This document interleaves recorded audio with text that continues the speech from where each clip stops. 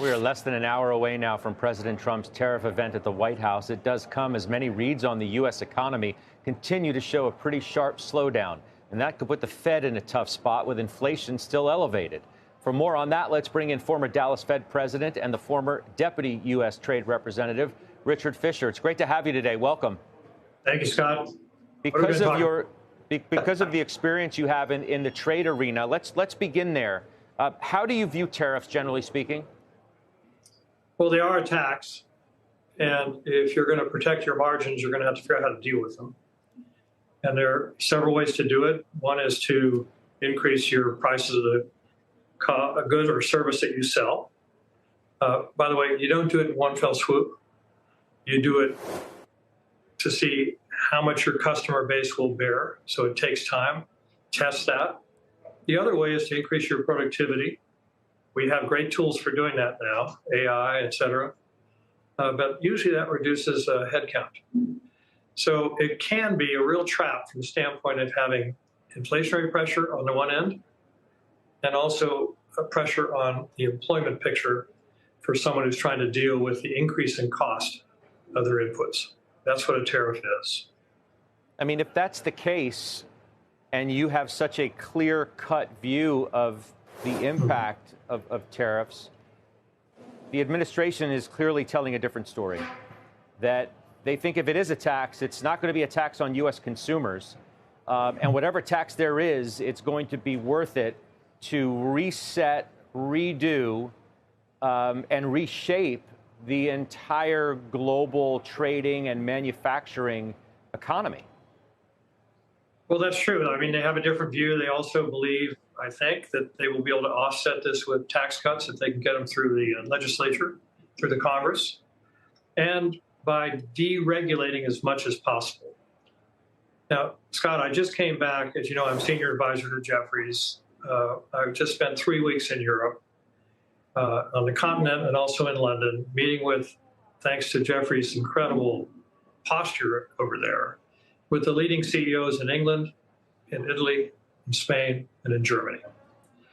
And all of them are, frankly, apoplectic. They're waiting for some clarity of direction. We'll see if we get it this afternoon in less than an hour.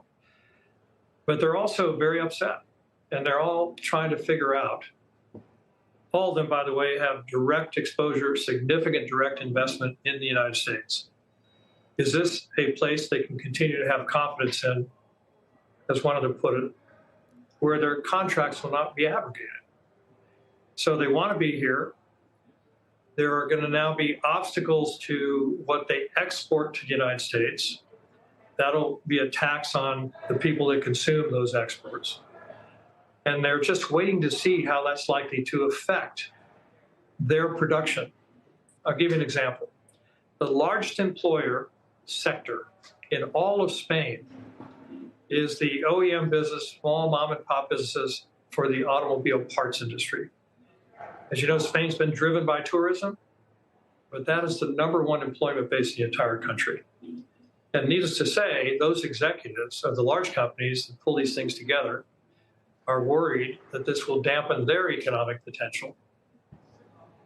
So this is it is a reordering of the way the globe works.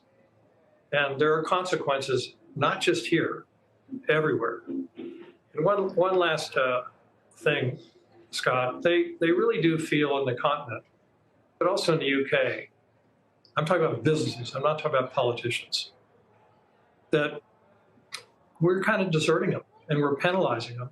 And their biggest problem, particularly in Europe, in the mainland, in the continent, is they're overburdened with their own regulatory structures in each of the countries I mentioned.